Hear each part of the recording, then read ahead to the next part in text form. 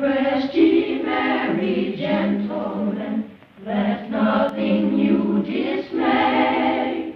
Remember Christ our Savior was born on Christmas Day to save us all from Satan's power when we were gone astray.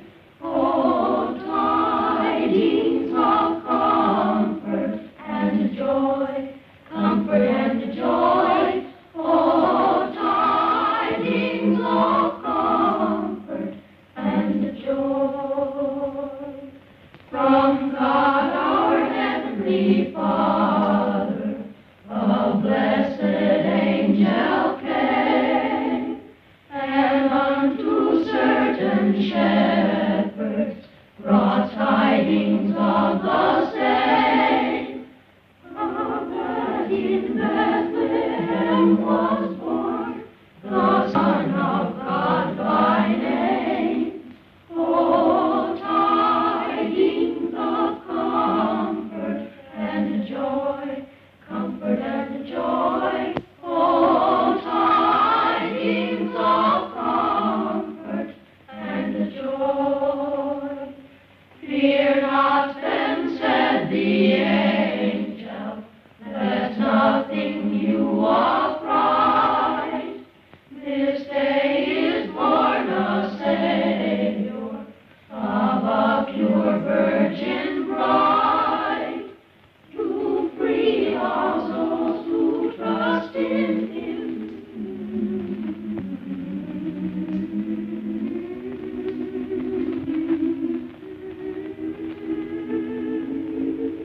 Gilbert K. Chesterton once said, "In everybody there is a thing that loves children, fears death, and likes sunlight. And this thing enjoys Charles Dickens." Before I tell you about the Christmas Carol, let me read to you what Charles Dickens himself wrote about this story. I have endeavored in this ghostly little story to raise the ghost of an idea which shall not put my readers out of humor with themselves, with each other, with the season, or with me. May it haunt their houses pleasantly. Charles Dickens. To begin with, Jacob Marley was dead. Did Scrooge know that he was dead? Of course he did. Ebenezer Scrooge and he had been partners for I don't know how many years. Scrooge never painted out Marley's name, and so there it stood 7 years afterwards, above the warehouse door. Ebenezer Scrooge. Oh, but he was a tight-fisted old sinner, hard and sharp as flint. The cold within him froze his features because he always carried his own low temperature with him. And he didn't thaw 1 degree, not even at Christmas.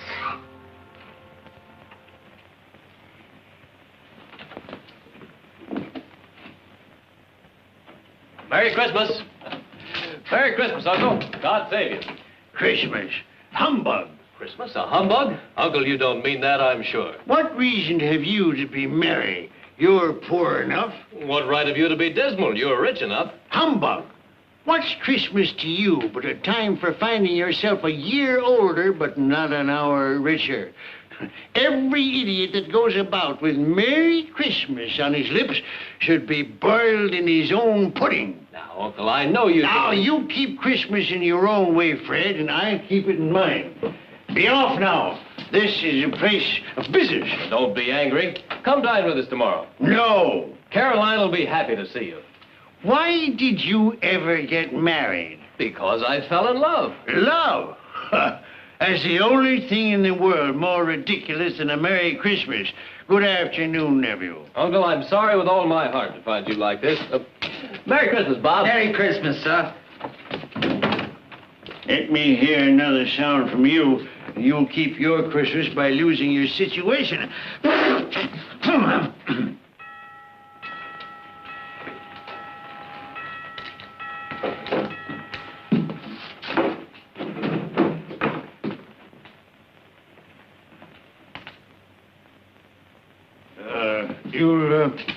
You'll want all day tomorrow, I suppose, Crescent. Quite convenient, sir. It's not convenient. But it's only one day in the year, sir. A poor excuse to pick the pocket of your employer every 25th of December. But be here all the earlier next morning. I will, sir. And a Merry Christmas to you, Mr. Scrooge. Ah.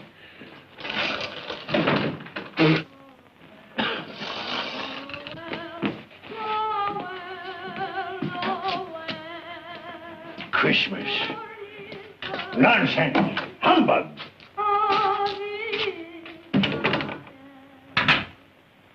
And while most of London was jovial and full of glee in honor of this Christmas Eve, Scrooge had taken his melancholy dinner at his usual melancholy tavern. And having read all the newspapers, he went home to bed. Scrooge lived in the chambers which had once belonged to Marley, his ex-partner. And as I have remarked before, Marley is dead these last 7 years. Dead as a doornail.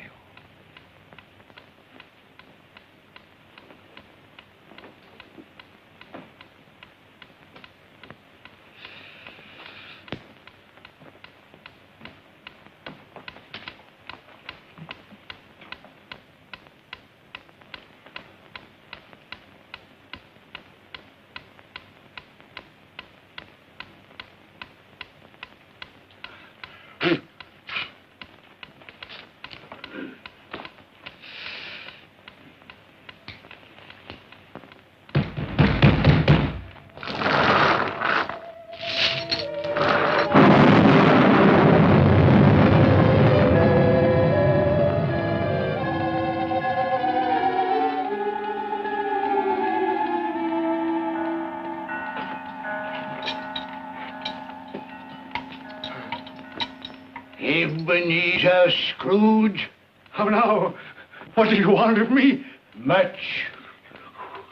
Who are you? In life, I was your partner, Jacob Marley. You don't believe in me? I don't. What evidence would you have of my reality beyond that of your own senses? I don't know. Then why doubt your senses? Because a slight disorder in my stomach could make my senses cheat me. You might be an undigested bit of beef, a blot of mustard, a fragment of underdone potato. Humbug, I tell you, humbug! Mercy on me, dreadful apparition. Now, do you believe in me or not? I do. But why do you come to plague me? And why do you wear that ponderous chain? I made it, link by link in my life, as you are doing for yourself on earth. It is now a part of my penance, and I am here tonight to warn you of a fate such as mine. But Ebenezer, if you change your ways, you have a chance of escaping my doom. You were always a good friend to me, Jacob. Thank you. Thank you. You will be haunted by 3 spirits. Without their visits, you cannot hope to shun the path I tread. Expect the first tomorrow, when the bell tolls 1. Expect the next on the following night at the same hour, and the third on the next night, when the last stroke of 12 has ceased to vibrate. Couldn't I take them all at once, Jacob, and have it over with? Look to see me no more, and look that for your own sake you remember what has passed between us.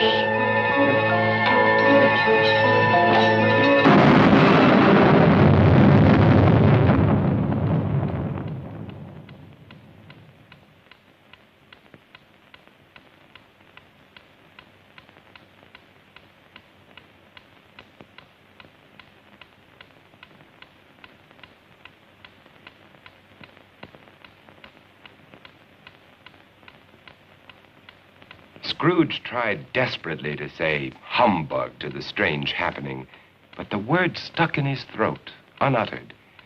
For it was highly probable it was not humbug.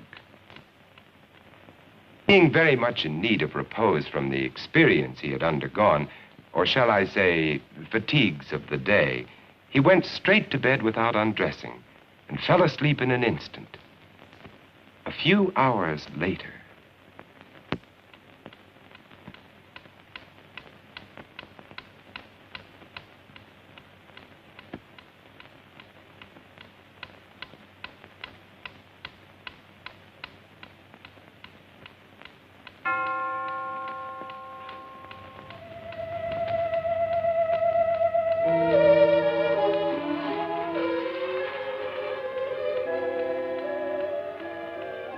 Are you the spirit whose coming was foretold to me?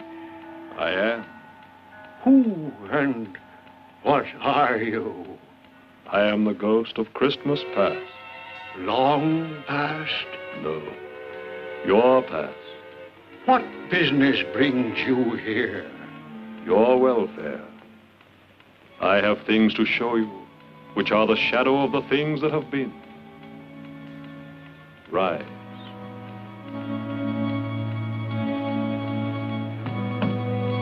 And walk with me.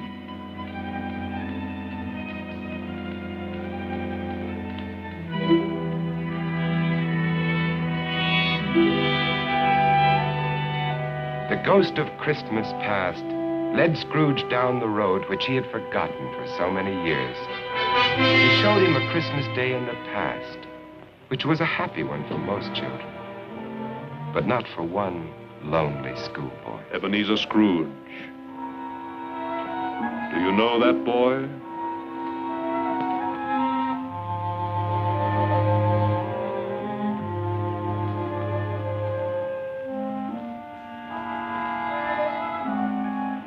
Yes, yes, I do.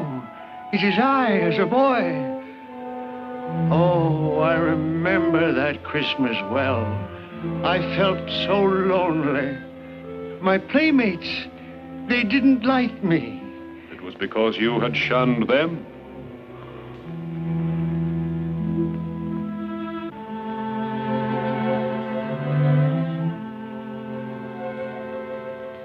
Oh, poor boy. I wish... What is the matter? There was a boy singing a Christmas carol on the street last night. I should have liked to have given him something, that's all. Shall I show you another Christmas, 40 years ago, when a fair young girl released you from your marriage contract? No, no. Because she discovered you had ceased to love her. Your greed, avarice, and desire for wealth had killed the love she had for you. No, no, spirit, show me no more. Leave me. Haunt me no longer. Awakening in the middle of a prodigiously tough snore and sitting up in bed to get his thoughts together, Scrooge had no occasion to be told that the bell was again upon the stroke of one.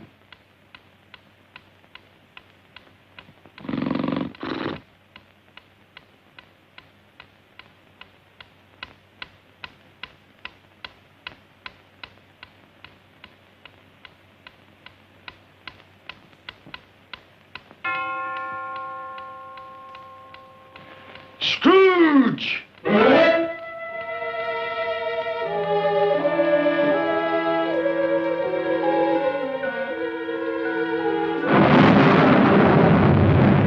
I am the ghost of Christmas present. Look upon me. Yes, spirit, conduct me where you will. I went forth last night on compulsion, and I learned a lesson which is working now. Tonight, if you have aught to teach me, let me profit by it. Touch my robe.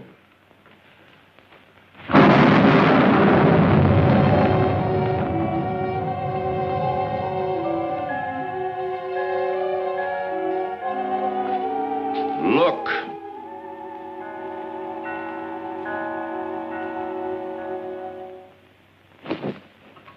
Belinda, bring the plates. Oh, Mother, Belinda, there's a great deal of work to be done. Help your sister. Missy, you get the... If I came by outside, I could smell the sage and the onions. You knew it was awesome, Mother. Oh, I certainly did, boy. Peter, set the chairs. Can I put some chestnuts on the fire, Mother? No, your father will do that when he comes. What has gotten your precious father? And your brother, Tiny, too.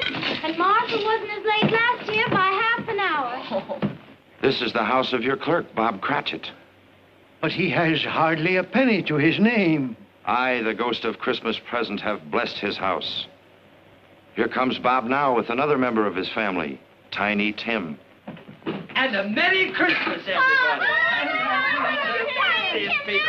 And there you are, Tiny Tim, right in your own chair. Merry Christmas, Bob. And Martha. Yes, here I am again. Christmas wouldn't be Christmas without Martha coming to visit us. Bob. And how did Tiny Tim behave today, Bob? Fine. He told me coming home that he was glad he'd been to church, because it's pleasant to remember that the day is called Christmas, after he who made the lame to walk and the blind to see. Oh, what a beautiful Christmas table. It would be more beautiful if we had a turkey, but we'll manage. Of course we will. See what a happy family your clerk has on only 15 shillings a week? Tiny Tim. I didn't know he was sick and a cripple.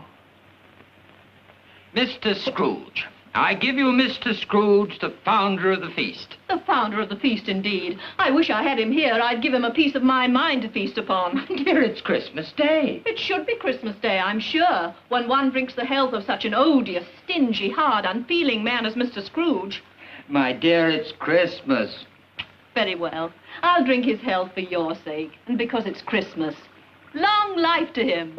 A Merry Christmas and a Happy New Year. A Merry Christmas and a Happy New Year. God bless us, everyone.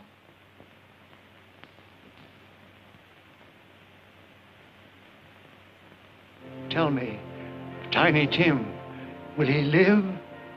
I see a vacant seat and a little crutch without an owner. No. Say he will be spared. My life on the globe is very brief. It ends tonight. Tonight? The time is drawing near for me to go and for your third visitor to appear.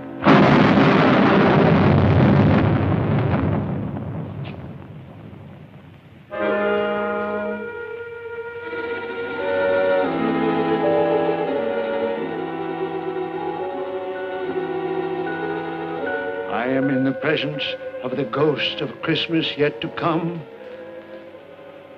Ghost of the future, I fear you more than any specter I have seen.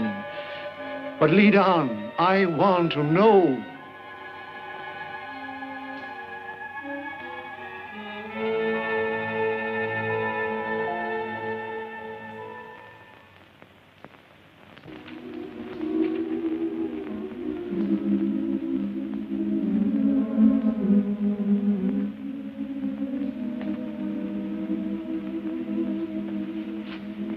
I met a very kind young man today who asked after you. Mr. Scrooge's nephew, whom I scarcely know. I told him about Tiny Tim, and he said, I'm heartily sorry for you and your good wife. By the by, how he ever knew that, I don't know. You what, dear? That you were a good wife. Oh, everyone knows that. And he said, if I can be of any service to you at any time, pray come to me. He's rather unlike his old Uncle Scrooge, isn't he? If you must torment me, be quick. Take me to what else you have to show.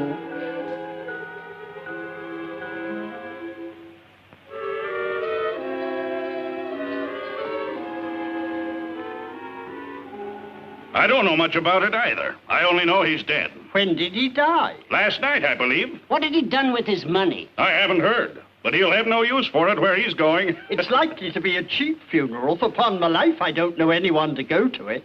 Suppose we make up a party and volunteer. When I come to think of it, I'm not at all sure that I wasn't his most particular friend. For we used to stop and speak whenever we met.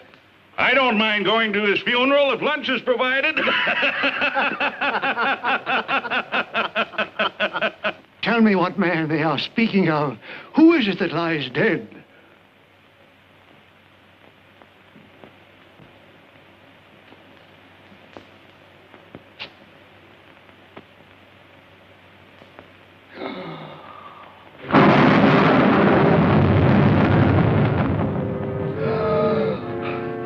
No, hear me. I am not the man I was. Assure me I yet may change the shadows you have shown me. I will honor Christmas in my heart and try to keep it all the year. Tell me I may sponge away the writing on this stone.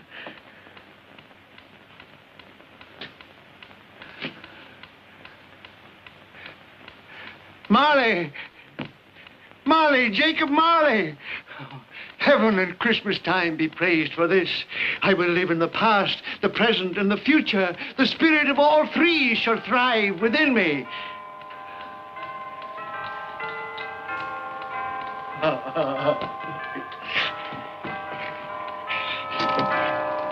Boy, oh boy! Yes, sir? What's today? What, sir? What's today, my fine fellow? Today? Why, Christmas Day, sir. It's still Christmas, and I haven't missed it.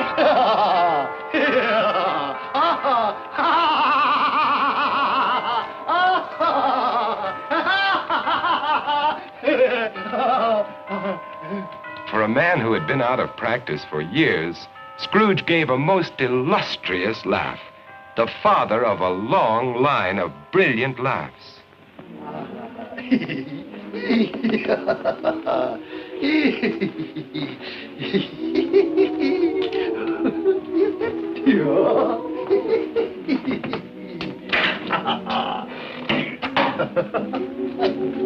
And Scrooge dressed himself all in his best, and at last got out into the streets, wishing everyone he met a Merry Christmas.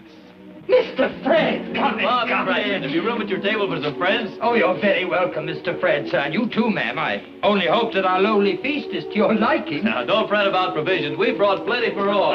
Merry Christmas, Bob! Mr. Scrooge! And Mrs. Cratchit, for you. Mr. Scrooge! My dear, that's for you. Darling, for you. For me? And you, sir. Oh, Mr. Scrooge, I don't know how we can ever thank you. Don't. And I'm going to raise your salary and help your large family in every way possible. And Tiny Tim. I saw a friend of mine at church just a little while ago. A famous surgeon. You and I are going to see him tomorrow. And he's going to be your friend, too. Mr. Scrooge! Merry Christmas, Mr.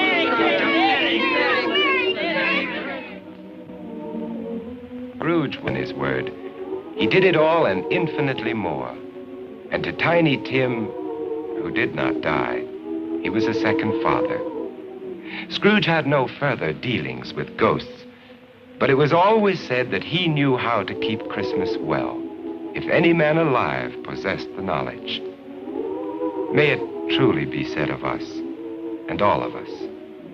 And so, as Tiny Tim observed, God bless us, everyone. The